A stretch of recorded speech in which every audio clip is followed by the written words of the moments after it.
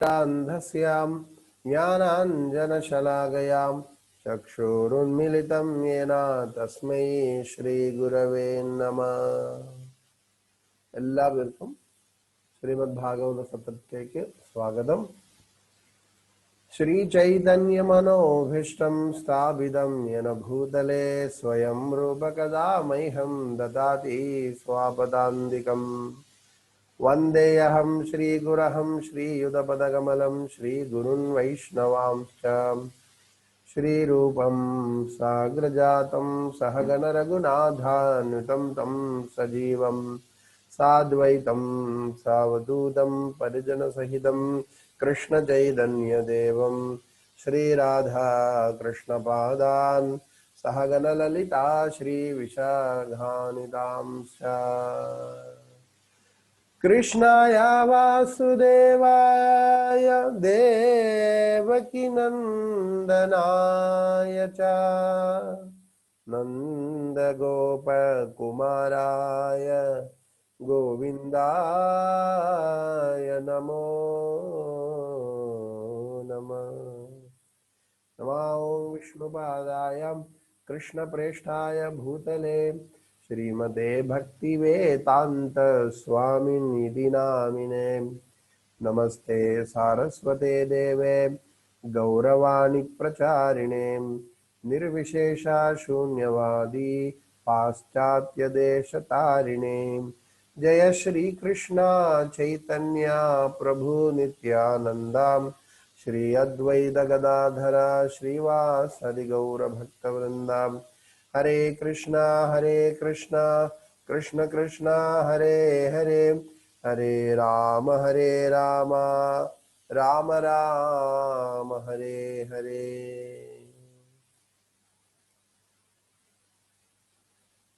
ഈ ടെക്നോളജിക്കലി നേരിടുന്ന കുറച്ച് പ്രശ്നങ്ങൾ കൊണ്ട് അല്പം ചില സമയത്ത് താമസിച്ചു പോകുമ്പോഴും എല്ലാവരും ഭഗവത് കഥ കേൾക്കണം എന്നുള്ള ഉദ്വേഗത്തോടു കൂടി ഈ എളിയവന് വേണ്ടി വെയിറ്റ് ചെയ്യുന്നുണ്ട്. എല്ലാവർക്കും എൻ്റെ സാദര നമസ്കാരം. എപ്പോഴും ഈ പ്രശ്നം ഉണ്ടാവില്ല, ചിലപ്പോഴൊക്കെ ഉണ്ടാവാറുണ്ട്. എങ്കിലും എനിക്ക് വലിയ സന്തോഷമുണ്ട് എല്ലാവരും ഇതിനു വേണ്ടി വെയിറ്റ് ചെയ്യണു എന്നുള്ള കാര്യത്തിൽ. ഇന്നത്തെ കാലത്തിൽ ഒന്നിനു വേണ്ടി ആരും വെയിറ്റ് ചെയ്യാറില്ല, എല്ലാവരും അക്ഷമരാണ്. എങ്കിലും വലിയ സന്തോഷമുണ്ട് എല്ലാവരും ഭഗവാന്റെ അപാദനങ്ങൾ കേൾക്കുന്നതിന് വേണ്ടി വെയിറ്റ് ചെയ്യുന്നത്. മാക്സിമം ഇവിടെ നിന്നുള്ള ഭാഗത്തു നിന്നുണ്ടാവുന്ന ഇഷ്യൂസൊക്കെ മാറ്റിക്കൊണ്ട് ടൈമിൽ തന്നെ നമുക്ക് തുടങ്ങാം. ശ്രീകൃഷ്ണചന്ദ്ര ഭഗവാൻ കി ജയ. നമോ ബ്രഹ്മണ്യ ദേവായ ഗോബ്രാഹ്മണ ഹിതായ ച ജഗദ്ഹിതായ കൃഷ്ണായ ഗോവിന്ദായ നമോ നമ. ഭഗവാന് ഗോവിന്ദൻ എന്ന പേര് വന്നു. ഗോക്കൾക്കും ഇന്ദ്രിയങ്ങൾക്കും എല്ലാ ഇന്ദ്രിയങ്ങൾക്കും ആനന്ദം പകരുന്നവൻ എന്നുള്ളത് കൊണ്ട് ഗോവിന്ദൻ എന്നുള്ള പേര് കിട്ടുകയാണ്. അപ്പോ ഭഗവാന്റെ ആത്മീയ ധാമത്തിന്റെ പേരും ഗോലോകം എന്നാണ്. ഗോക്കളുടെ ലോകം എന്നാ പറയുന്നത്, കൃഷ്ണലോകം എന്നല്ല, ഗോലോകം എന്നാ പറയുന്നത്. അപ്പൊ ഭഗവാനും പശുക്കളും ഒക്കെ വളരെയധികം ബന്ധപ്പെട്ട് കിടക്കുന്നു. അപ്പൊ മധുരയിൽ നിന്ന് നമുക്കിനി മധുരയിൽ നിന്ന് വൃന്ദാവനത്തിൽ പോകണം. കാരണം മധുരയിൽ ഭഗവാൻ ജനിച്ചു, പക്ഷേ വസുദേവര് നേരെ വൃന്ദാവനത്തില് ഗോകുലത്തിലേക്ക് നന്ദഭവനത്തിലേക്ക് കൊണ്ടുപോവാണ് ഭഗവാന്. അപ്പൊ ഇനി നമ്മുടെ യാത്ര മധുരയിൽ നിന്നും വൃന്ദാവനത്തിൽ തന്നെ 9 വനങ്ങൾ ഉണ്ട് എന്ന് പറഞ്ഞു.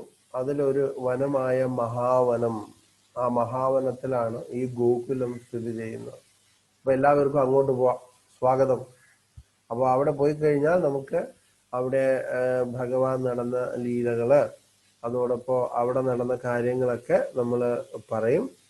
അപ്പൊ അങ്ങനെയാണ് കഥ. അങ്ങനെ ഓരോ ദിവസം ഓരോ തടുത്ത് നമ്മൾ പോവാണ് ഭഗവാന്റെ ലീലകളുമായിട്ട്. അപ്പൊ ഭഗവാൻ ഓരോ സ്ഥലത്തും അവിടെ എന്തൊക്കെ ലീലകൾ നടന്നു എന്നുള്ളത് നമുക്ക് നോക്കാം. അപ്പൊ ഗോലോകം ഈ കാണുന്നത്, ഇപ്പൊ നിങ്ങൾക്ക് കാണുന്നത് ഗോലോകത്തിന് മാതിരി തന്നെ അനേകം ഗോകുലം അല്ലെ. ഗോ എന്ന് പറഞ്ഞാൽ പോകാനല്ല, പശു, അതാണ് അർത്ഥം. ഗോകുലം. അപ്പൊ ഗോകുലം എന്ന് പറയുമ്പോ വൃന്ദാവനത്തിൽ തന്നെ 12 വനങ്ങളില് മഹാവനങ്ങളില് ആ മഹാവനം വലിയ വനാണ്. ആ മഹാവനങ്ങളില് അതിലാണ് നന്ദ ഗ്രാമമുള്ളത്. ആ നന്ദഗ്രാമത്തിൽ കുറച്ചുകൂടെ ഒരല്പം മുന്നോട്ട് വന്നു കഴിഞ്ഞാൽ ഗോകുലം എന്ന ഗ്രാമം ഉണ്ടാവും. അപ്പൊ ആ ഗോകുലത്താണ് ഭഗവാൻ ആദ്യമായിട്ട് അവിടെ കൊണ്ടുപോയത്. പശുവിന്റെ പുറകു സൈഡാണ് നമ്മൾ കാണുന്നത് അല്ലെ. തിരുപ്പതിയും അങ്ങനെയാണ്. തിരുപ്പതി ഭഗവാനെ കാണിക്കുന്നത് പശുവിന്റെ പുറകു സൈഡാണ്. എന്തിനാ പശുവിന്റെ പുറകു സൈഡ് കാണിക്കുന്നത്? അവിടെയാണ് ലക്ഷ്മി ദേവി ഉള്ളത്. അപ്പൊ എല്ലാ പേർക്കും ലക്ഷ്മി ദേവിയുടെ അനുഗ്രഹം ഉണ്ടാവട്ടെ, അതിനുവേണ്ടി ദർശനം എടുക്കുകയാണ്. അപ്പോ ഗോപൂജ എന്ന് പറഞ്ഞാൽ ഉദ്ദേശിക്കുന്നത് പശുവിന്റെ പൃഷ്ഠഭാഗത്താണ് ആക്ച്വലി ഗോപൂജ എന്ന് പറഞ്ഞത്. അത് കഴിഞ്ഞാണ് മുന്നിൽ വന്ന് ഗോപൂജ ചെയ്യുന്നത്. പലർക്കും അറിയില്ല. എങ്കിലും ആ പശുവിനെ പൂജിക്കുന്നത് കൊണ്ട് മാത്രം തന്നെ സർവ്വ ഐശ്വര്യവും സിദ്ധാവും എന്നാണ്. അപ്പൊ തിരുപ്പതി ബാലാജി, എത്ര പേര് തിരുപ്പതി ക്ഷേത്രത്തിൽ പോയിട്ടുണ്ട്? അപ്പൊ അവിടെ അതിനുവേണ്ടി ഒരു പ്രത്യേക പശുക്കളുണ്ട്. ദേശി പശുവാണ്, ജേഴ്സി അല്ല. കഴിവതും ദേശി പശുക്കളെ വളർത്തുന്നതാണ് ഏറ്റവും ഉത്തമം. കാരണം ജേഴ്സി വന്നിട്ട് മാൻമെയ്ഡ് ആണ് അല്ലെ, മനുഷ്യരാൽ നിർമ്മിതമാണ്. ആ ബ്രീഡ് മിക്സ് ചെയ്തിട്ടാണ്. ഇപ്പോ വർണ്ണസങ്കരം എന്ന് പറയുന്ന മാതിരി പാല് കുറച്ചേ ഉണ്ടാവുള്ളൂ. ജേഴ്സി പശുവിന് പാല് കൂടുതലുണ്ടാവും, പക്ഷെ ഗുണം കുറയും അല്ലെ. പക്ഷെ ദേശി പശു അങ്ങനെയല്ല. ദേശി എന്ന് പറഞ്ഞാൽ നാടൻ എന്ന് പറയും. അപ്പൊ നാടൻ എന്ന് പറഞ്ഞാൽ പലർക്കും തെറ്റ് സംഭവിക്കുന്നുണ്ട്. ഇത് എങ്ങനെയാ നാടൻ എന്ന് തിരിച്ചറിയണേന്നാണ് അല്ലെ. എങ്ങനെയാ ജേഴ്സി നാടനെയും തിരിച്ചറിയുന്നത്? എല്ലാവരും പറയുന്നത് നാടനാണ് എന്ന് പറയും. പക്ഷെ എങ്ങനെയാണോ വർണ്ണസങ്കരം, വർണ്ണസങ്കരം എന്ന് പറഞ്ഞാൽ ഒരു ജാതി ഇനി ഒരു വർണ്ണമായിട്ട് മിക്സ് ആവുമ്പോൾ അതിനെ വർണ്ണസങ്കരം എന്ന് പറയും. അതൊരു ശരിയായ രീതി അല്ല സത്യം പറഞ്ഞു കഴിഞ്ഞാൽ അല്ലെ. അപ്പൊ സ്വജാതി അല്ലെങ്കിൽ സ്വവർണം. അപ്പൊ കേരളത്തിൽ തൊട്ട് ഇന്ത്യക്കുടനീളം ഏകദേശം 3000-ലേറെ പശുക്കൾ ഉണ്ടെന്നാ പറയുന്നത് അല്ലെ. അപ്പൊ വെച്ചൂർ എന്ന് പറഞ്ഞാൽ ആ വെച്ചൂർ എന്ന സ്ഥലത്ത് ഉണ്ടായ പശുവാണ്. കാസർഗോഡ് കുള്ളൻ, കാസർഗോട്ടിൽ ഉണ്ടായ പശുവാണ്. അങ്ങനെ ഓരോ സ്ഥലത്തുമുണ്ട്. കേരളത്തിലുടനീളം, ഇന്ത്യയിൽ ഉടനീളം ആ ഒരു ഭൗമ പ്രകൃതിയുമായിട്ട് ഇണങ്ങി ശരിയാക്കുന്ന രീതിയിലുള്ള ഒരു ചുറ്റുപാടുകളുള്ള ഇതുണ്ട്, പശുക്കളുണ്ട്. ആ പശുക്കളിൽ നിന്ന് കൂടിപ്പോയാൽ 1 ലിറ്റർ പാല് കിട്ടുള്ളൂ കേട്ടോ, കൂടുതൽ കിട്ടില്ല. അപ്പൊ ജേഴ്സി പശു അങ്ങനെയല്ല, കൂടുതൽ പാല് തരും. പക്ഷെ ആ പാല് ഒറിജിനൽ പാലല്ല. ധൈര്യമായിട്ട് വിചാരിച്ചു, ആ പാല് ഒറിജിനൽ പാലല്ല. അപ്പൊ അത് മാത്രമല്ല, അത് ഒറിജിനൽ അല്ല. നമ്മുടെ നേരത്തെ പറഞ്ഞ മാതിരി നമ്മുടെ അതിഥികളായ അന്നായ ബ്രിട്ടീഷുകാരുടെ തന്ത്രമാണ് അല്ലെ. അവരിങ്ങനെയുള്ള A2 മിൽക്ക് എന്ന് പറയും. ഇവരിൽ നിന്ന് കിട്ടുന്നത്, ദേശി പശുവിൽ നിന്ന് കിട്ടുന്ന A2 മിൽക്കും ആ ജേഴ്സി അങ്ങനെയുള്ളവർ കിട്ടുന്നത് A1 മിൽക്കാണ്. അപ്പൊ A1 മിൽക്കിൽ കൊഴുപ്പും അതും ഇതുണ്ട്. നമ്മൾ കൂടുതലൊക്കെ കുടിച്ച് ചായയൊക്കെ ഇട്ട് കൂടുതലൊക്കെ കുടിച്ചു കഴിയുമ്പോൾ കൊളസ്ട്രോൾ വരും എല്ലാവർക്കും. പക്ഷെ A2 മിൽക്കില് നൈസർഗികമായിട്ട് കൊഴുപ്പില്ല അല്ലെ. അപ്പൊ ഔഷധ ഗുണമാണ് കൂടുതലും. അപ്പൊ നിങ്ങൾ ശ്രദ്ധിച്ചു കഴിഞ്ഞാൽ ജേഴ്സി പശുവിന്റെ തൊഴുത്തിലാണെങ്കിലും ഫാൻ ഉണ്ടാവും, AC ഉണ്ടാവും, എന്തൊക്കെയൊക്കെ ഇപ്പൊ സെറ്റ് ചെയ്ത് കൊടുക്കുന്നുണ്ട് അല്ലെ. ഫാൻ ഇല്ലെങ്കിൽ ചിലപ്പോൾ അത് മരിച്ചു പോകും. കാരണം പ്രതിരോധ ശക്തി ഇല്ല എന്നുള്ളത് ഉറപ്പാണ്. അതുകൊണ്ടാണ്. പക്ഷെ നമ്മുടെ നാടൻ പശുക്കള് എന്ന് പറയുന്ന ദേശീ പശുക്കൾ എന്താണ്, അവർക്ക് തൊഴുത്തില്ലെങ്കിലും കുഴപ്പമില്ല എന്നാണ്. മഴ പെയ്താലും വെയിൽ ചെയ്താലും അവരെവിടെയെങ്കിലും ചെന്നിരുന്നു കിടക്കും. കാലിത്തീറ്റ പോലും വേണ്ടെന്നാണ്. ആർക്കാ? ദേശീ പശുവിന്. വീട്ടിൽ കലക്കുന്ന അരിവെള്ളം അല്ലെ, ഇങ്ങനെയുള്ള ചില പച്ചിലകള്, പുല്ല്, ഇങ്ങനെയുള്ള മാത്രം കൊടുത്താൽ മതി. പക്ഷെ ഒരു കാര്യമുണ്ട്, അങ്ങനെയാണെങ്കിൽ കാലിത്തീറ്റ ബിസിനസ് കുറയും. അത് വലിയൊരു ഇൻഡസ്ട്രിയാണ് അല്ലെ. പാല് വലിയൊരു ഇൻഡസ്ട്രിയാണ്. പാൽപ്പൊടി, പനീർ, ചീസ്, ഇതൊക്കെ കൂടുതൽ കൺസ്യൂമിങ് ഉള്ളത് കൊണ്ട് ദേശീയ പശുവിനെ വളർത്തിക്കൊണ്ടിരുന്ന കാര്യം നടക്കൂല അല്ലെ. 1 ലിറ്റർ പാൽ എന്താ കിട്ടുക? ഇപ്പൊ ശാസ്ത്രം അനുസരിച്ച് പറയുന്നത് ജീവന മാർഗത്തിന് വേണ്ടി പശുവിനെ വളർത്തലെന്നാണ്. എന്ന് പറഞ്ഞാൽ പാല് വിറ്റ് കാശാക്കി ജീവിക്കുവാൻ പാടില്ല എന്നാ പറയുന്നത്. പശുക്കളെ സംരക്ഷിക്കണമെന്നാ പറഞ്ഞ. അത് എത്രത്തോളം എല്ലാവരും ഉൾക്കൊള്ളുമെന്ന് അറിയില്ല, ശാസ്ത്രത്തിൽ അങ്ങനെയാണ്. അതേമാതിരി പശുവിൻ പാലില് ഒരിക്കലും ഉപ്പിട്ട് കുടിക്കാനും പാടില്ല, നരകത്തിൽ പോകുമെന്നാണ്. പണ്ടൊക്കെ തറവാട്ടിലൊക്കെ പാൽക്കഞ്ഞി ഉണ്ടാക്കുമ്പോൾ അതിൽ ഉപ്പൊക്കെ ഇട്ടാണ് പാലൊക്കെ ഒഴിച്ച് ചെയ്യുന്നത്. അപ്പൊ ഉപ്പിട്ട് ചെയ്യാൻ പാടില്ല എന്നാ പറയുന്നത്. ഉപ്പില് ശർക്കര ചേർത്ത് മിക്സ് ചെയ്ത് കഴിച്ചാലും പ്രശ്നം ഉണ്ടാവുന്ന പറയുന്നത്. ഉപ്പില് പഞ്ചസാര മിക്സ് ചെയ്ത് കഴിച്ചാലും പ്രശ്നം ഉണ്ടാവുന്ന പറയുന്നത്. ഉപ്പില് ശർക്കര മിക്സ് ചെയ്ത് കഴിച്ചാൽ ഒരു വട്ടത്തില് ത്വക്ക് രോഗം ഉണ്ടാവുന്ന പറയുന്നത്. അതുകൊണ്ട് പാല് കുടിക്കുന്നത് മധുരം ചേർക്കാതെ കുടിക്കണമെന്നാണ്. എങ്കിലും പാല് കുടിക്കുന്നത് തീർച്ചയായും ദേശീയ പശുവിന്റെ പാല് കുടിക്കുന്നതാണ് നല്ലത്. ഇപ്പൊ വീട്ടിൽ വളർത്താൻ സാധിക്കും, വലിയ ആനയെ പോലെ വളരെയില്ല, ചെറിയ പശുവാണ്. ഇസ്കോൺ കുടുംബക്കുന്നില് ഏകദേശം ഒരുപാട് പശുക്കളുണ്ട്. ദേശീയ പശുവിനെ മാത്രമേ എടുക്കൂ. അപ്പൊ അങ്ങനെ നമ്മളൊരു തീരുമാനം എടുത്താൽ ഈ ജേഴ്സി പശുവിന്റെ വംശം അങ്ങ് മാറിക്കൊണ്ടേയിരിക്കും. പാല് വേണ്ട, കുറച്ച് മതി. പക്ഷെ ഉള്ള പാല് 10 പേർക്ക് കൊടുത്താലും ഭയങ്കര എഫക്റ്റീവാണ്. കുറച്ച് വെള്ളവും പയറിന്റെ കുഴയെല്ലാം കൊടുത്താൽ മതി. വളരെ എന്താ പറയാ, നല്ല പാല് തരുമെന്നാണ്. അങ്ങനെ ഗോക്കളെയും ഇന്ദ്രിയങ്ങൾക്കും ആനന്ദം പകരുന്നതിന് വേണ്ടി ഭഗവാൻ വന്നു എന്നാണ് പറയുന്നത്. അതാണ് ഗോകുലം. അപ്പൊ അതേ ഗോകുലം, ആ ഗോലോകം തന്നെ ഇവിടെ ഗോകുലമായിട്ട് മാറി. എന്താ പറയുക കാര്യം? ഭഗവാൻ അവിടെ തിരുവവതാരം വന്നു. മഥുരയിൽ നിന്ന് നേരെ വാസുദേവര് ആ ഗോകുലത്തിലേക്ക് കൊണ്ടുവച്ചിട്ട് പോയതേ. അങ്ങനെ ഗോകുലത്തിൽ ഭഗവാൻ വളരുകയുണ്ടായി. ഈ കാണുന്ന സ്ഥലമാണ് ഗോകുലം. കാണുന്നുണ്ടോ എല്ലാവരും? കാണുന്നുണ്ടോ? നമോ ബ്രഹ്മണ്യദേവായ ഗോബ്രാഹ്മണഹിതായ ജഗദ്ഹിതായ കൃഷ്ണായ ഗോവിന്ദായ നമോ നമ. ഭഗവാൻ വന്നിട്ട് ഇവിടുന്നാണ് ആരംഭിക്കുന്ന അദ്ദേഹത്തിന്റെ ലീലകളെല്ലാം, അല്ലെ? ഏകദേശം 3.5 വർഷം ഇവിടെ ഉണ്ടായിരുന്നു. അതിനുശേഷം യശോദാമ്മയ്ക്ക് വലിയ പേടിയായി. എന്താ കാര്യം? ഓരോ അസുരന്മാരായിട്ട് വരുന്നതുകൊണ്ട് പിന്നെ തിരിച്ച് നന്ദഗ്രാമം, നന്ദഗാവ്, ആ ഗ്രാമത്തിലേക്ക്, കുറച്ചുകൂടെ ഡെവലപ്ഡ് ആയിട്ടുള്ള സ്ഥലമാണ്, കൊട്ടാരം അവിടെയാണ്. ആ നന്ദ ഹിൽ, ഓരോരോ ഹില്ലുണ്ട്. അതിനെക്കുറിച്ചൊക്കെ നമുക്കിനി പറയാം. നാളെ കഴിഞ്ഞ് മറ്റന്നാൾ പഠിക്കാം അതിനെക്കുറിച്ച്. ഇതിനകത്ത് നമുക്ക് കയറി നോക്കാം എന്തൊക്കെ ഉണ്ടെന്ന്. ആ ഗോകുലം ഇവിടെയാണ് ഭഗവാൻ ആദ്യമായിട്ട് എത്തിയത് കുട്ടിയായിട്ട്.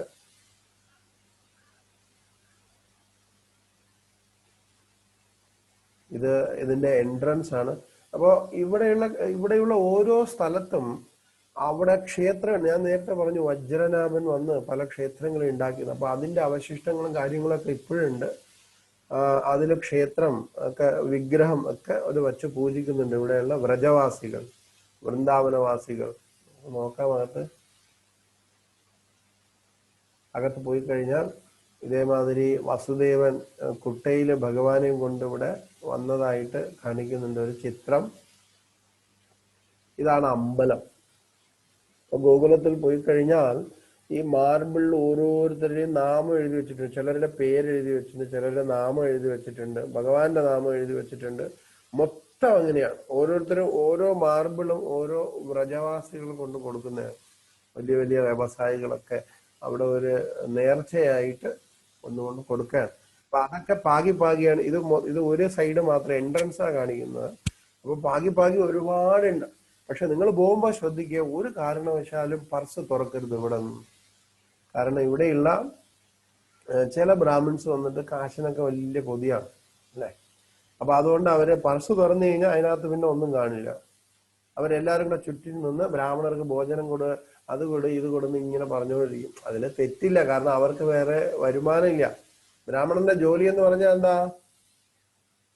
ഭിക്ഷ യാചിക്കുക എന്നാണ്. അപ്പൊ അവരങ്ങനെ യാചിക്കുമ്പോൾ നമുക്ക് പേടിയാ, 3, 4, 5 പേര് ഒന്നിച്ചിരിക്കുമ്പോഴേ.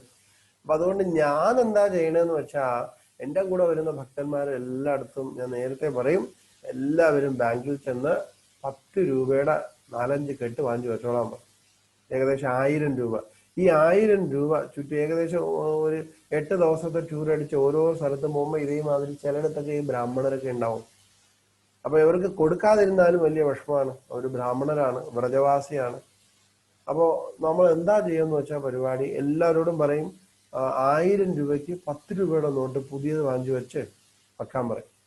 അതിനുശേഷം ഞാനും എല്ലാവരും കൂടെ ചേർന്ന് അവിടെ ചെല്ലുമ്പോൾ അവർ വന്ന് പറ, എന്നാ ഞാൻ കഥ പറഞ്ഞു തരാമെന്ന് പറഞ്ഞവർ വേണ്ട, ഠാക്കൂർജി ഭഗവാനുണ്ട്, അതുകൂടാതെ ആചാര്യനുണ്ട് കഥ പറയാൻ, നിങ്ങളെ പറയേണ്ട, അവസാനം എല്ലാവരെയും പിരിച്ചു തരാട്ടോ എന്ന് പറയും. അപ്പൊ ഇവർക്ക് വലിയ സന്തോഷമാവും. അങ്ങനെ ഞാൻ കഥയെല്ലാം പറഞ്ഞതിന് ശേഷം അദ്ദേഹത്തിനെ കൊണ്ടുവന്ന് നിർത്തിയിട്ട് പറയാം, ഇദ്ദേഹം ഇവിടുത്തെ ആളാണ്, ഇദ്ദേഹം ഇത്ര കാലം സേവ ചെയ്യുന്നുണ്ട്, ഇദ്ദേഹത്തിന് ബ്രാഹ്മൺ ഭോജനത്തിന് വേണ്ടി കാശ് കൊടുക്കണം എന്നെല്ലാം പറഞ്ഞതിന് ശേഷം എല്ലാവരും നേരത്തെ പറഞ്ഞു വെച്ച മാതിരി പർസ് തുറന്ന് 10 രൂപ വീതം തട്ടത്തിൽ ഇട്ടിട്ടുണ്ട്. വലിയ രീതിയിലാണ് ഒരു 100 പേര് കാണുവേ. അപ്പൊ ഇവർക്ക് 1000 രൂപ ഒറ്റ നോട്ട് കൊടുത്തു കഴിഞ്ഞാൽ അത്ര സുഖം ഉണ്ടാവില്ല. പക്ഷെ കാശ് കുന്നുകൂടി അതിൽ 10 രൂപ 10 രൂപ അങ്ങനെ അവർക്ക് വലിയ സന്തോഷമാവും. അങ്ങനെയും നമ്മൾ എടുത്ത് കൊടുക്കും. അതോടുകൂടെ സന്തോഷം. കാരണം അങ്ങനെ കാശൊക്കെ കൊടുക്കാതിരുന്ന് ദേഷ്യപ്പെട്ട് കഴിഞ്ഞാൽ ചിലപ്പോൾ അവർ ശപിക്കും. അങ്ങനെയൊക്കെ ഉള്ളവരുണ്ട്. അവർക്കറിയാം, പേടിയാണ്, വരുന്ന ഭക്തന്മാർക്കൊക്കെ പേടിയാണ്, ശപിക്കുമെന്ന്. മലയാളിക്ക് നമുക്കൊന്നും വലിയ പേടിയില്ലെങ്കിലും അവിടെയുള്ള പവിത്രത ഓർത്ത് നമ്മൾ പേടിക്കേണ്ടിയിരിക്കുന്നു. അവിടെ ചെന്ന് അവരൊന്നും മോശമൊന്നും പറയാൻ പാടില്ല, അവരുടെ കയ്യിൽ തെറ്റുണ്ട് എങ്കിലും. അല്ലേ? എന്താണെന്ന് ചോദിച്ചാൽ ഹരേ കൃഷ്ണ, രാധേ കൃഷ്ണ എന്ന് പറഞ്ഞ് മുന്നോട്ട് പോകണം. അല്ലേ? നേരത്തെ ജഗന്നാഥ് പുരിയിൽ എന്നെ വടിയിൽ പിടിച്ച് നിർത്തി കാശെടുക്കാൻ പറഞ്ഞു. ഞാൻ സാധുവാണെന്ന് പറഞ്ഞപ്പോൾ വിട്ടു. അല്ലേ? അതേമാതിരി ഇങ്ങനെയുള്ള ബുദ്ധിപരമായി ഡീലിംഗ് ചെയ്യുന്നത് നന്നായിരിക്കും. ഒരുപാട് കാശ് 1000 രൂപയുടെ നോട്ടൊക്കെ കൊണ്ടുപോയി കഴിഞ്ഞാൽ തീർന്നു. പിന്നെ കരഞ്ഞിട്ട് തിരിച്ചു വരാം, കയ്യിലെ കാശും പോകും. ഒരുപാട് കാക്കകൾ ഒന്നിച്ച് കൊത്തി അങ്ങനെ ഇരിക്കും, കുറച്ച് ഭക്ഷണം കിട്ടി. അതേമാതിരിയാണ് ഇവിടെ പോകുന്നവർ വളരെയധികം ശ്രദ്ധിക്കണം. ഇവിടെ ഏറ്റവും കൂടുതൽ വിഷമം നേരിടുക, ഒറ്റയ്ക്കൊക്കെ പോയി കഴിഞ്ഞാൽ കാശുണ്ടെങ്കിൽ നിങ്ങളെ കാശെല്ലാം തീരും. അതുകൊണ്ട് കൂടെ വരുന്ന ആചാര്യന്മാർ എന്ത് പറയുന്നു അതിനനുസരിച്ച് കാശൊന്നും എടുക്കാതെ ATM കാർഡ് മാത്രം കയ്യിൽ വെക്കുക. ഒരു 4-5 ചെറിയ കെട്ട് നോട്ട് എന്ന് പറഞ്ഞാൽ ഒരു 10 രൂപയുടെ നോട്ട് മാത്രം വച്ചിരുന്ന, ഇപ്പൊ 10 രൂപ എടുത്ത് കൊടുക്കുമ്പോൾ അങ്ങോട്ട് ബർസാനയിൽ ഞാൻ പോകുന്ന സമയത്ത് അതിനു വേണ്ടി കുറച്ച് ഇവരെ ബ്രാഹ്മണരുടെ കുട്ടികൾ തന്നെയുണ്ട്, കുറച്ച് പെൺകുട്ടികളല്ല, കൊച്ചു കുട്ടികൾ. രാധാറാണി സേവ വേണം, രാധാറാണി സേവ ചെയ്യുന്നു പറഞ്ഞ് എന്റെ കയ്യിൽ ഇങ്ങനെ പിടിച്ചു ഒരു ടീം മൊത്തം വന്നു എന്നാണ്. അല്ലേ? അവർ സമ്മതിക്കില്ല, വിടില്ല. പിന്നെ ഞാൻ പറഞ്ഞു എല്ലാവരും കൊണ്ട് ഞാൻ ശരി വാ നമുക്ക് ഒന്നിച്ചു പോവാം, തിരുവനന്തപുരത്തിൽ പോവാന്ന് പറഞ്ഞ് പിടിച്ചോണ്ട് ഞാൻ തിരിച്ചു വലിച്ചുകൊണ്ട് പോയി തമാശക്ക്. അപ്പൊ ഉടനെ തന്നെ വിട് വിട് വിട് എന്ന് പറഞ്ഞ് തിരിച്ച് ഓടിപ്പോയി. അപ്പൊ എന്തെങ്കിലും ബുദ്ധിപരമായ ഡീലിങ് അവിടെ ചെയ്യണം ഒറ്റയ്ക്ക് പോയി കഴിഞ്ഞാൽ, അല്ല കയ്യിലെ കാശെല്ലാം പോകും. അപ്പൊ അവര് ചെയ്യുന്നതിൽ വലിയ തെറ്റൊന്നുമില്ല. കാരണം അവർക്ക് വരുമാനം, ജീവിത സന്ധാരണം അത് മാത്രമേ ഉള്ളൂ. നമ്മൾ എത്രയോ രൂപ ചെലവാക്കുന്നുണ്ട്. അല്ലേ? കേബിൾ നെറ്റ്വർക്ക് 350 രൂപ മന്ത്ലി പോകുന്നുണ്ട്. അതേമാതിരി ഫോൺ ചാർജിന് എവരിഡേ ഇപ്പൊ 100 രൂപ 50 രൂപ പോകുന്നുണ്ട്. അപ്പോൾ ഇതൊക്കെ നല്ല കാര്യത്തിന് ബ്രാഹ്മണർക്ക് കൊടുത്തു കഴിഞ്ഞാൽ വളരെ നന്നായിരിക്കും, നമുക്ക് മഹാപുണ്യവും കിട്ടുന്ന. എങ്കിലും അവർ അറ്റാക്ക് ചെയ്യാതിരിക്കാൻ വേണ്ടിയാണ് ഈ പറയുന്നത്.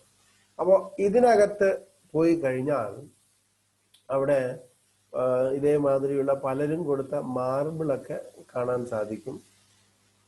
വളരെ പുരാതനമാണ് ഈ സ്ഥലം, അതിപുരാതനം. അതുകൊണ്ട് ഇന്ന് കാണുന്ന മാതിരി ഭയങ്കരമായിട്ടുള്ള ഒരു ലുക്കൊന്നും ഉണ്ടാവില്ല. പക്ഷെ ഈ ഒരു രീതിയിൽ നമുക്കത് കാണാൻ സാധിക്കും. കണ്ടില്ലേ, ഹിന്ദിയിലൊക്കെ എഴുതി വെച്ചിരിക്കുന്ന ഓരോരുത്തരും ഒരു മാർബിൾ ഒരാൾ കൊടുത്താണ്. അങ്ങനെ അത് അവിടെ ഹാൾ ഓഫ് ഫെയിം എന്ന് പറയും, അവർ കൊടുത്തത് എന്നുള്ള രീതിയിൽ. അതൊരു വലിയൊരു കാര്യമാണ്, ഒരു അമ്പലത്തിന് ഇത് കൊടുക്കുന്നത്. അല്ലെ? ഇതൊക്കെ വലിയൊരു കാര്യമുണ്ട്, മഹാപുണ്യം നേരിടുമെന്ന. ഇപ്പൊ ഇസ്കോൺ കുടപ്പനക്കുന്ന് ഭഗവാന് വേണ്ടി ഒരു ക്ഷേത്രം സ്ഥലം വാങ്ങിക്കുന്നുണ്ട്, രാധാകൃഷ്ണ ക്ഷേത്രം പണിയുന്നതിന് വേണ്ടി സ്വന്തമായ സ്ഥലം. അപ്പൊ അത് നമ്മൾ ഉടനെ തന്നെ ആരംഭിക്കും. അപ്പൊ ഇതേമാതിരി ഒരടി ദാനം, ഭഗവാന് വേണ്ടി ഒരടി ദാനം, ഒരു സ്ക്വയർ ഫൂട്ട്, ഇത് ഒരടി മണ്ണ് ദാനം ചെയ്യാം. അപ്പൊ അവർക്ക് എന്നും അവർക്ക് അതിന്റെ മഹാപുണ്യം ഉണ്ടാവുമെന്നാണ്. അപ്പൊ അതേമാതിരിയാണ് ഇവിടെയും ആ ഒരു കോൺസെപ്റ്റില് ഇതേമാതിരിയാണ് അവര് ഒരു ഹാൾ ഓഫ് ഫെയിം അവരുടെ പേരെഴുതി വെച്ച് അവരിത് ദാനം കൊടുക്കുന്നു എന്നുള്ള രീതിയിൽ. അപ്പൊ ഇതിനകത്തൂടെ നമുക്ക് പോവാം. അവിടെ മെയിനായിട്ട് നോക്കിക്കഴിഞ്ഞാൽ 4 വിഗ്രഹങ്ങളുണ്ട്. കാണുന്നുണ്ടോ നിങ്ങൾ? ഒന്ന് നമ്മുടെ കറുപ്പസ്വാമിയാണ്. ആരാണ്? കൃഷ്ണ ആണോ? പക്ഷെ ഇപ്പൊ ഇവിടെ ലെഫ്റ്റ് റൈറ്റ് നോക്കിക്കഴിഞ്ഞാൽ നന്ദ മഹാരാജാവും ഭഗവാന്റെ ഭക്തനായ നന്ദ മഹാരാജാവും അതോടൊപ്പം യശോദാമയ്യാണ് റൈറ്റ് സൈഡിൽ നിൽക്കണേ. നടുക്ക് കൃഷ്ണനുണ്ട്. ആ കൃഷ്ണന്റെ വിഗ്രഹം താഴെ ഇങ്ങനെ അവര് ഈ ഒരു ജുലാനിൽ ആട്ടി ആട്ടി ഭഗവാനെ സേവിക്കാണ്. ഹരേ കൃഷ്ണ. കൃഷ്ണചന്ദ്ര ഭഗവാനു കീ ജയ്. കറുത്തിരിക്കണ കൃഷ്ണ. ഇത് ഒറിജിനൽ ഫോട്ടോയാണ്. ഭഗവാനെ രാജകീയമായ രീതിയിലാണ് അവിടെ ഒരുക്കണ. കുട്ടിയല്ലേ അല്ലേ? അതുകൊണ്ട് ഭഗവാനെ രാജകീയമായ രീതിയിലാണ് ഒരുക്കുന്നത്. വലിയ കിരീടങ്ങളും അതും ഇതൊക്കെ വെച്ച്, കമ്മലൊക്കെ വെച്ച്, വളയൊക്കെ ഇട്ട്, എന്താ പറയാ, ഈ അംഗവസ്ത്രമൊക്കെ ഇട്ടിട്ടാണ് ഇങ്ങനെ ചെയ്യണത്. ഇനി അവിടെ നടന്ന കഥ നമുക്ക് പറയാം. അനേകം കഥകൾ അവിടെ നടക്കുകയുണ്ടായി. അവിടെ ഞാൻ കഴിഞ്ഞ പ്രാവശ്യം പറഞ്ഞ മാതിരി യശോദാമയ്യ പാല് വേണോ, യശോദാമയ്യരുടെ അടുത്തുനിന്ന് പാല് വേണമെന്ന് പറഞ്ഞു. അതിനുശേഷം ചട്ടിയെ പൊട്ടിച്ചിട്ടു അല്ലേ. ഒരുപാട് കുറുമ്പുകൾ ഏകദേശം 3.5 വർഷം ഉണ്ടായിരുന്ന സമയത്ത് ഇഴഞ്ഞിഴഞ്ഞ് അതിനുശേഷം നടന്നു തുടങ്ങിയപ്പോ ഒരുപാട് ലീലകൾ അവിടെ ചെയ്തു. ഇവിടെ വെച്ച് പശുക്കളുടെ പുറകിലെ വാലിൽ പിടിച്ചിട്ടാണ് ഭഗവാൻ നടക്കാൻ പഠിച്ചതെന്ന് അല്ലേ. പശു ഓടിക്കൊണ്ടേയിരിക്കും വാലിൽ പിടിക്കുന്ന സമയത്ത്. അതിനുശേഷം കന്നുകുട്ടി പാല് കുടിക്കാൻ വരുന്ന സമയത്ത് ആ കന്നുകുട്ടിയെ വലിച്ചു മാറ്റിയിട്ട് ഡയറക്റ്റ് ആയിട്ട് തന്നെ ഭഗവാൻ പാല് കുടിക്കുന്നുണ്ട്. ആ കഥകളൊക്കെ ഇവിടെയാണ് നടന്നത്. വളരെ രസകരമായ കഥകളാണ്, ഒരുപാടുണ്ട്. ഇവിടുത്തെ കഥ പറയാനായിക്കൊണ്ട് നമുക്ക് വഴിയാവണ്ണം പറയാം. എങ്കിലും പ്രധാനപ്പെട്ട കഥ നമുക്ക് ഇതിൽ എടുത്തു പറയുന്നത്, ഭഗവാൻ അവിടെ പിറന്നു എന്ന് അറിഞ്ഞപ്പോ, ഭഗവാൻ അവിടെ വന്നു എന്ന് അറിഞ്ഞപ്പോ കൈലാസത്തിൽ ഇരിക്കുന്ന മഹാദേവന് ഇരിപ്പുറപ്പിച്ചില്ല. എന്താ കാര്യം? നമോ മഹാദേവോ പഞ്ചമുഖേ രാമ രാമ ഹരേ ഹരേ. ഭഗവാന്റെ പരിശുദ്ധ ഭക്തനാണല്ലോ മഹാദേവൻ. അപ്പൊ മഹാദേവൻ തന്നെയാണ് വൈഷ്ണവനിൽ ശംഭു, ഏറ്റവും ഉത്തമനായിട്ടുള്ള പരമഭക്തൻ. വൈഷ്ണവാനാം യഥാ ശംഭു എന്നാ പറയണേ. ഇങ്ങനെ മഹാദേവൻ പാർവതി ദേവിയുടെ അടുത്ത് പറഞ്ഞു, ഭഗവാൻ ഗോകുലത്തിൽ വന്നു, ഒന്ന് പോയി കാണണം അല്ലെ. അപ്പൊ പാർവതി ദേവിക്ക് വലിയ സന്തോഷമായി. ഞാനും കൂടെ വരാൻ വേണ്ട അല്ലെ. ഉടനെ ഭഗവാൻ മഹാദേവൻ പറഞ്ഞു, ഇപ്പൊ നീ വരണ്ട, ഞാൻ ഒന്ന് പോയിട്ട് വരാമെന്ന് പറഞ്ഞു. ശരി, പോയിട്ട് വരുമ്പോഴേ എന്തെങ്കിലും പ്രസാദം കൊണ്ടുവരണേ കഴിക്കാനായിട്ട്, ഭഗവാന്റെ ഉച്ചിഷ്ടം പ്രസാദം അല്ലെ. അതിനെന്താ അല്ലെ. ഇതേമാതിരി ഭാര്യമാര്, പ്രത്യേകിച്ച് ഭാര്യമാര് എങ്ങനെയാണ്, ഭർത്താവ് പുറത്തോ പോയിട്ട് വരുമ്പോ അതും കൂടെ വാങ്ങിച്ചിട്ട് വരണേ എന്ന് പറയും. വാങ്ങിച്ചിട്ട് വന്നില്ല എങ്കിലോ? അതാണ് നമ്മൾ ഈ കഥയിൽ പഠിക്കുന്നത്. അങ്ങനെ മഹാദേവൻ നേരെ പോയിട്ട് ആദ്യം ഡയറക്റ്റ് ആയിട്ട് പോകില്ല അല്ലെ. ഭഗവാന്റെ പെർമിഷൻ എടുത്തിട്ടില്ല, എങ്ങനെയെങ്കിലും അടുത്തടുത്തടുത്ത് നിന്നുകൊണ്ട് കാണണം. അങ്ങനെ മഹാദേവൻ ഒരു ചകോര പക്ഷിയായിട്ട്, ചകോരം കേട്ടിട്ടുണ്ടോ? കേട്ടിട്ടുണ്ട് ചകോര പക്ഷി. ഉപ്പൻ എന്ന് പറയും. ഉപ്പനാണോ? ഓക്കെ. അപ്പൊ അതിനൊരു പ്രത്യേക തരത്തിൽ അത് കൂവും അല്ലെ. അപ്പൊ ഉപ്പനായിട്ട് ചകോര പക്ഷിയായിട്ട് വന്ന് ഗോകുലത്തില് ഭഗവാന് നേരെ നോക്കുന്ന, ഭഗവാനെ കാണുന്നില്ല എങ്കിലും ഭഗവാന്റെ ചിരിയും അതേമാതിരി കരച്ചിലും ഒക്കെ കേൾക്കാം. അങ്ങനെ ഭഗവാൻ നന്നായിട്ട്, ഇപ്പോ മഹാദേവൻ ചകോരമായിട്ട് വന്നത് ഭഗവാൻ അറിഞ്ഞു. ഉടനെ തന്നെ ഭഗവാൻ കരയാൻ തുടങ്ങി. ഈ കരയാൻ തുടങ്ങിയ സമയത്ത് എന്താണെന്നറിയില്ല, മഹാദേവൻ വളരെ മധുരമായിട്ട് ആ സൗണ്ട്, ആ ഒരു എങ്ങനെയാണോ ചകോര പക്ഷി പാടുന്നത് അതേമാതിരി പാടാൻ തുടങ്ങി. പാടിയ സമയം കേട്ടപ്പോൾ ഭഗവാൻ ചിരിച്ച് പിന്നെയും കരച്ചിലൊക്കെ നിർത്തണ്ടായി അല്ലെ. അപ്പൊ ഈ ഒരു സംഗതി കുറച്ച് ദിവസമായിട്ട് നടക്കുകയാണ്. മഹാദേവന് എങ്ങനെ പോകുന്നതാണ്, തന്റെ ഭഗവാന്റെ അടുത്ത് ഏത് രീതിയിൽ പോകും, ഇങ്ങനെ കൺഫ്യൂഷൻ ആയതുകൊണ്ടാണ് ഇങ്ങനെ ചകോര പക്ഷിയായിട്ട് ഒന്ന് കൂടെ. പക്ഷെ ഭഗവാൻ ആ ഒരു മഹാദേവന്റെ പാട്ട് കേൾക്കുന്നതിന് വേണ്ടി പിന്നെയും ഇടയ്ക്കിടയ്ക്ക് കരയാൻ തുടങ്ങി. ആ സമയത്ത് ഇരുന്ന് പാട്ടുപാടാനും തുടങ്ങി ചകോര പക്ഷി. എന്തായാലും ഇന്ന് കാണാം എന്ന് വിചാരിച്ചിട്ട് മഹാദേവൻ ചകോര പക്ഷിയുടെ രൂപം മാറ്റിയിട്ട് യഥാർത്ഥ രൂപത്തിലെത്തി. യഥാർത്ഥ രൂപത്തിൽ ആലോചിച്ചു, എന്നാൽ ഇങ്ങനെ പോയി കഴിഞ്ഞാൽ പിന്നെയും പ്രശ്നമായാലോ എന്ന് വെച്ചിട്ട് അദ്ദേഹം ഒരു ബാബാജിയുടെ വേഷത്തില്, ഒരു മഹാസന്യാസിയുടെ വേഷത്തില് പോവാണ്. ഈ സമയത്ത് പാമ്പിനെ എടുക്കാൻ മറന്നുപോയി അല്ലെ. കഴുത്തിൽ നിന്ന് ഭഗവാനെ കാണണം എന്നുള്ള ഉദ്വേഗത്തോടു കൂടി പോകുന്ന സമയത്ത് ബാക്കിയെല്ലാം മാറ്റി, പക്ഷെ പാമ്പിനെ മാറ്റാൻ മറന്നുപോയി, വാസുകിയെ മാറ്റാൻ മറന്നുപോയി. അങ്ങനെ നേരെ അവിടെ ചെന്നു, വാതിൽ കൊട്ടി. ആ സമയത്ത് യശോദാമയ ഓടി വന്നു. അല്ലെ, ആരാ എന്ന് ചോദിച്ചു. അതെ, എനിക്ക് ഭവതി ഭിക്ഷാന്തേഹി, എനിക്ക് ഭിക്ഷ വേണം എന്ന് പറഞ്ഞു. ഓ ഇപ്പൊ വരാട്ടോ എന്ന് പറഞ്ഞു. നേരെ പോയി അരിയും മറ്റുള്ള സാധനങ്ങൾ കൊണ്ടുപോയി. ഈ ഭിക്ഷയല്ല, ഭഗവാനെ കാണാനുള്ള ഭിക്ഷ വേണം അല്ലെ. ഈ ഭിക്ഷ എനിക്ക് വീട്ടിലുണ്ട് അല്ലെ, അന്നപൂർണ്ണ വീട്ടിലുണ്ട്. ഫുഡിനൊന്നും വലിയ പഞ്ഞമൊന്നും ഇല്ല. അന്നപൂർണ്ണ ആരാണ്? പാർവതി. അപ്പൊ അതുകൊണ്ട് കഴിക്കാനൊന്നും വേണ്ട, ഭഗവാനെ ഒന്ന് കാണണമെന്ന് പറഞ്ഞു, കൃഷ്ണനെ ഒന്ന് കാണണം. അപ്പൊ അടിമുടി നോക്കി, കഴുത്തിലൊരു പാമ്പുണ്ട്. അത് ആകെ കൂടി ഒരു വല്ലാത്തൊരു ഭീകര രൂപമാണ് അല്ലെ.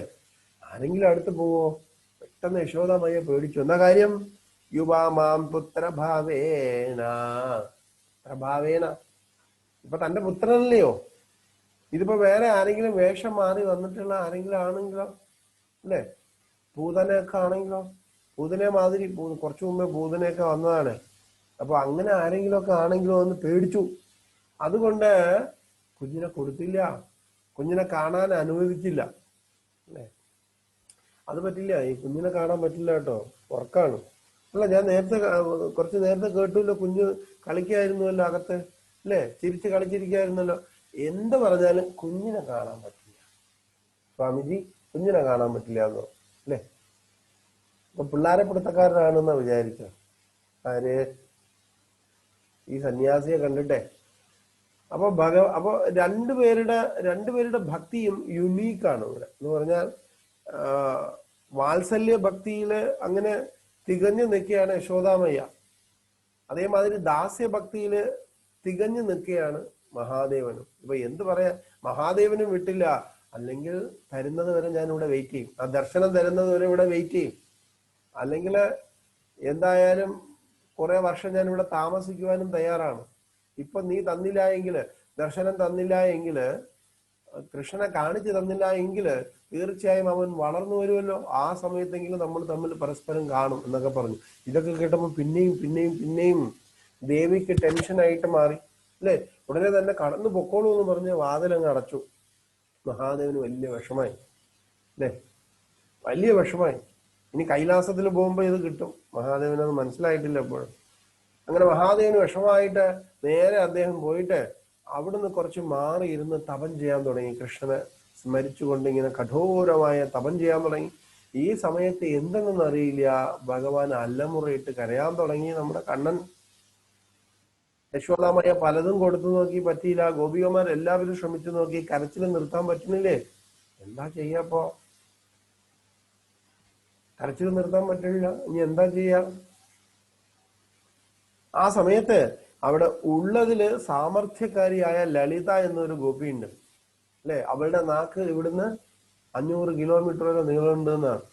അപ്പൊ അവള് പറഞ്ഞു, ആരെയോ മോശമായിട്ടോ അല്ലെങ്കിൽ ആർക്കോ എന്തെങ്കിലും ആഗ്രഹിച്ചത് കൊടുക്കാതെയോ എന്തെങ്കിലും എന്താ പറയാ, ആശ വെച്ചിട്ട് കൈവെടിഞ്ഞ് ഇവിടുന്ന് പോയിട്ടുണ്ടോ എന്ന് ചോദിച്ചു. ചോദിച്ചു അങ്ങനെ ഒരു സന്യാസി വന്നിരുന്നു വേഷം മാറി. കണ്ടു കഴിഞ്ഞാൽ പിള്ളേരെ പിടുത്ത പോലെ ഇരിക്കും അല്ലെ. കൃഷ്ണനെ കാണണമെന്ന് പറഞ്ഞു, പക്ഷെ ഞാൻ സമ്മതിച്ചില്ല. എന്നാ പിന്നെ അത് തന്നെ ആയിരിക്കും, അത് ഒറിജിനൽ സന്യാസി തന്നെ ആയിരിക്കും അല്ലെ. ഉടനെ നന്ദമഹാരാജാവും മറ്റുള്ള പടയാളികളും ജോലിക്കാരും എല്ലാം കൂടെ ചേർന്ന് ആ സന്യാസിയെ തപ്പി ഇറങ്ങാൻ തുടങ്ങി. കൃഷ്ണൻ കരക്കിൽ നിർത്തുന്നില്ല, കൃഷ്ണൻ ഇങ്ങനെ കരഞ്ഞുകൊണ്ടിരിക്കുകയാണ്. അങ്ങനെ പലയിടത്തും പോയി ഒടുവില് ഈ സന്യാസിയെ കണ്ടുമുട്ടി. സന്യാസിയുടെ അടുത്ത് പറഞ്ഞു, ഇങ്ങനെ ഭഗവാൻ കരയാണ്, അങ്ങ് വരണം, അങ്ങ് പോയതിനു ശേഷമാണ് കരയണേ അല്ലെ.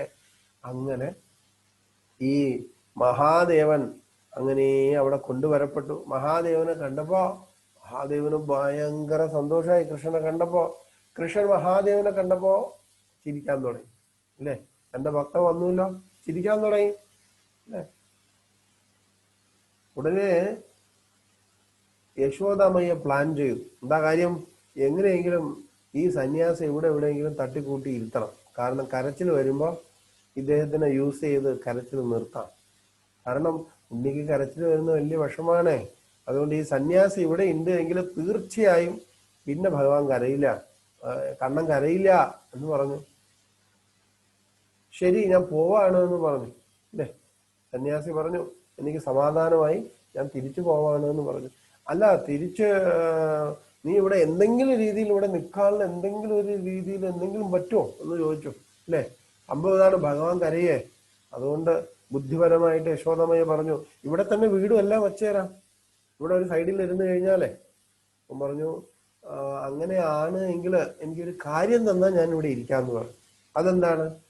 അതെ, ഭഗവാന് കൊടുത്ത വെണ്ണയും ഭഗവാനെ കുളിപ്പിച്ച വെള്ളവും ഇത് രണ്ടും എനിക്ക് തരണമെന്ന് പറഞ്ഞു. ഓ, അതിനെന്താ, തരാല്ലോ എന്ന് പറഞ്ഞു. അങ്ങനെ ഇന്നും നമ്മൾ നോക്കിക്കഴിഞ്ഞാൽ, അവിടെ പോയി കഴിഞ്ഞാൽ ആ ആശേശ്വര മഹാദേവ് എന്നാണ് പേര്. നമ്മൾ മഹാദേവനെ കുറിച്ചൊക്കെ പഠിക്കും. ഒരുപാട് മഹാദേവൻ അവിടെ ഉണ്ട്. വിപ്പലേശ്വര മഹാദേവ് അല്ലെ, ഓരോ മഹാദേവ് പറയുന്നത്. കാരണം ഈ വ്രജധാമത്തിനെയൊക്കെ ഗാർഡായിട്ട് നിൽക്കുകയാണ് മഹാദേവൻ അവിടെ, ആര് പുറത്തുനിന്ന് ആരും വരാതിരിക്കാൻ വേണ്ടി. ദ്വാരകയിൽ ചെന്ന് നോക്കിയാൽ അവിടെ ഉണ്ടാവും മഹാദേവൻ. അവിടെ ഈ കാണുന്ന ശിവലിംഗം, ഹര ഹര മഹാദേവ് കീ ജയ, ഈ കാണുന്ന ശിവലിംഗം ഇപ്പോഴും ഉണ്ട്. അവിടെ അഭിഷേകമുണ്ട് ഇപ്പോഴും.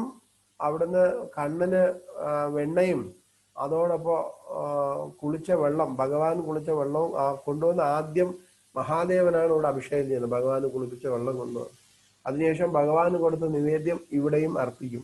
ഭഗവാന്റെ ആ പ്രസാദം മഹാദേവനും അർപ്പിക്കുന്നുണ്ട്. അപ്പോൾ ഈ മഹാദേവന്റെ പേര് ആശേശ്വര മഹാദേവൻ. ആശയോടുകൂടി വന്നതാ ഭഗവാനെ കാണാനായിട്ട്.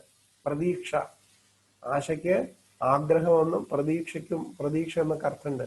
അങ്ങനെ പ്രതീക്ഷയോടുകൂടി ഭഗവത് ദർശനത്തിന് വേണ്ടി വന്ന മഹാദേവനാണ്. അതിനുശേഷം മഹാദേവൻ എന്ത് ചെയ്തു? അങ്ങനെ പോയി കൈലാസത്തിലേക്ക് തിരിച്ചെത്തി. അപ്പോൾ ദേവി ചോദിച്ചു, കൃഷ്ണനെ കണ്ടോ? ആ, കൃഷ്ണനെ കണ്ടു. വെണ്ണ എവിടെ എന്ന് ചോദിച്ചു അല്ലേ. അപ്പൊ വെണ്ണ ഓൾറെഡി അദ്ദേഹം കഴിച്ചു. ആരാണ്? മഹാദേവൻ കഴിച്ചു കഴിഞ്ഞു. ഇനി എന്താ ചെയ്യാ? പാർവതി ദേവിക്ക് വലിയ ദേഷ്യായി അല്ലേ. പാർവതി ദേവി പറഞ്ഞു, എനിക്ക് തരാതെ നിങ്ങൾ ഭഗവാന്റെ പ്രസാദം കഴിച്ചില്ലേ, അതുകൊണ്ട് ഞാനൊരു ഭാര്യയല്ലേ, ഭർത്താവിന്റെ ഉച്ഛിഷ്ടം എനിക്കും കിട്ടണ്ടേ. അപ്പൊ ഭഗവാൻ കഴിച്ചതിന്റെ ബാക്കി നിങ്ങൾ കഴിച്ചു, അതിന്റെ ഉച്ഛിഷ്ടം എനിക്ക് കിട്ടണ്ടേ. അപ്പൊ എനിക്ക് തരാതെ ഭഗവാന്റെ പ്രസാദം കഴിച്ചത് കൊണ്ട് നിങ്ങളുടെ പ്രസാദം ഇനി ആരും കഴിക്കില്ല എന്ന് പറഞ്ഞു. അങ്ങനെ മഹാദേവൻ ഒരു ശാപം ഇട്ടു കൊടുത്തു അല്ലെ. വെറുതെ അവിടെ നിന്ന് നാമം ജപിച്ചുകൊണ്ടിരുന്ന ആളാണ് അല്ലെ. അപ്പൊ അതുകൊണ്ട് എന്ത് പറ്റിയെന്ന് പറഞ്ഞാൽ, മഹാദേവന് കൊടുക്കുന്നതിന് മുൻപിൽ തന്നെ മഹാദേവൻ കഴിക്കുന്നതിന് മുമ്പേ തന്നെ ഭൂതപ്രേത പിശാചുക്കളെല്ലാം തന്നെ ഈ നിവേദ്യങ്ങൾ തീണ്ടും. അതുകൊണ്ട് മഹാദേവൻ കഴിക്കാറില്ല സത്യം പറഞ്ഞ. അതേമാതിരി തന്നെ അഥവാ എന്തെങ്കിലും കഴിച്ചു കഴിഞ്ഞാൽ അത് തിരിച്ച് ഭൂതങ്ങൾ തിരിച്ച് പ്രസാദമായിട്ട് കഴിക്കും. അങ്ങനെയാ. ആ ഭൂതങ്ങൾ മാത്രം കഴിക്കുമെന്നാണ്. കാരണം ഭൂതം കഴിച്ചു കഴിഞ്ഞാൽ പിന്നെ ഭൂതത്തിന്റെയും കൂടെ പ്രസാദമാണ്. അതുകൊണ്ട് മഹാദേവന്റെ പ്രസാദം കഴിക്കാറില്ല. അപ്പൊ പാർവതിയിൽ നിന്ന് ഇങ്ങനെ ഒരു ശാപം കിട്ടിയതിന്റെ കാര്യത്തിലാണ് ഇങ്ങനെ സംഭവിച്ചിരിക്കുന്നത്. അപ്പൊ ഇന്നും നമ്മൾ അവിടെ നോക്കിക്കഴിഞ്ഞാൽ ഈ മഹാദേവന് ഇന്നും നിങ്ങൾ പോയി കഴിഞ്ഞാൽ ഭഗവാൻ കൃഷ്ണന്, അതിനകത്തുള്ള ഭഗവാൻ കൃഷ്ണന് നിവേദിച്ചു കഴിഞ്ഞാൽ ആ നിവേദ്യം കഴിഞ്ഞാൽ ആദ്യം മഹാദേവന് കൊടുക്കും. ഭഗവാൻ അവിടെ അഭിഷേകം ചെയ്തതിന്റെ വെള്ളം, ആ ജലം അങ്ങനെ പിടിച്ചിട്ടാണ് അടുത്ത അതേ വെള്ളം അതേ ജലം വന്നിട്ട് മഹാദേവൻ അഭിഷേകം ചെയ്യുന്നുണ്ട്. അപ്പൊ ഇങ്ങനെ ഒരു കഥ അവിടെ നടക്കേണ്ട. നിങ്ങൾ കാണുന്നുണ്ടോ ഈ ശിവലിംഗം?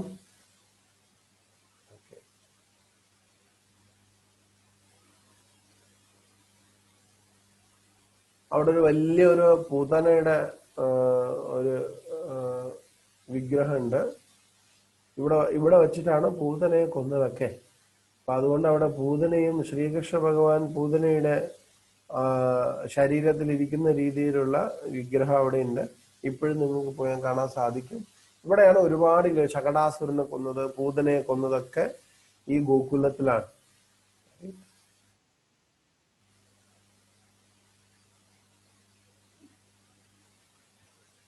അപ്പൊ ഇവിടെയുള്ള ഗോകുലത്തിലെ കഥയിൽ കുറച്ച് കഥ ഇവിടെയാണ്. ബാക്കിയുള്ള കഥ ഞാൻ അടുത്ത ബ്രഹ്മാണ്ഡ ഘട്ടുണ്ട്. ബ്രഹ്മാണ്ഡ ഘട്ട് ഭഗവാൻ മണ്ണ് തിന്ന സ്ഥലമുണ്ട്, യമുന നദി, ബ്രഹ്മാണ്ഡ, അതൊക്കെയാണ് നമ്മൾ ഇനി അടുത്ത കാണുന്നത്. അപ്പോൾ ഇന്ന് നമുക്ക് ഇത്രയും മതി. ഇന്നത്തെ ദർശനം എന്താണ്? ഗോകുലം അല്ലെ. ആദ്യമായിട്ട് മഥുരയിൽ നിന്ന് ഭഗവാൻ ഗോകുലത്തിലേക്ക് വന്നു. ഇവിടെ 3.5 വർഷം ഉണ്ടായിരുന്നു. ഈ 3.5 വർഷത്തില് അനേകം ലീലകൾ ഇവിടെ ഭഗവാൻ ചെയ്യുകയുണ്ടായി. അപ്പൊ നമുക്ക് ഇന്നത്തെ കഥ ഇവിടെ നിർത്തിയിട്ട് ബാക്കി ഇവിടെ നടന്ന കഥകൾ നമുക്ക് നാളെ പറയാം. മംഗളം യാദവേന്ദ്രായ മഹനീയ ഗുണാബ്ദയേ വസുദേവ തനുജായ വാസുദേവായ മംഗളം. കിരീടകുണ്ഡലഭ്രാജതല കൈരന്മുഖശ്രിയേ ശ്രീവത്സകൗസ്തുഭോദ്ഭാസി വക്ഷസേ ചാസ്തു മംഗളം. നീലാംബുദനികാശായാം വിദ്യുത്സദൃശവാശസേ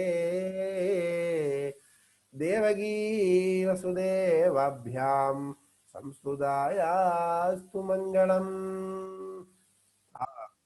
സംപ്രാർത്ഥിതായാദാം പ്രാകൃതാത്മകരൂപിണേ യശോദായാ ഗൃഹം പിത്രാം പ്രാപിതായാസ്തു മംഗളം. പൂതനാസു പയപ്പാല പേശലായ സുരാരിണേ ശകടാസുര വിധ്വംസി പാദപത്മായ മംഗളം. യശോദാലോകിതേ സ്വാസ്യേ വിശ്വരൂപ പ്രദർശിനേ മായാമാനുഷരൂപായ മാധവായാസ്തു മംഗളം. ബാക്കിയുള്ള കഥകൾ നമുക്ക് നാളെ കാണാം. ഹരേ കൃഷ്ണ.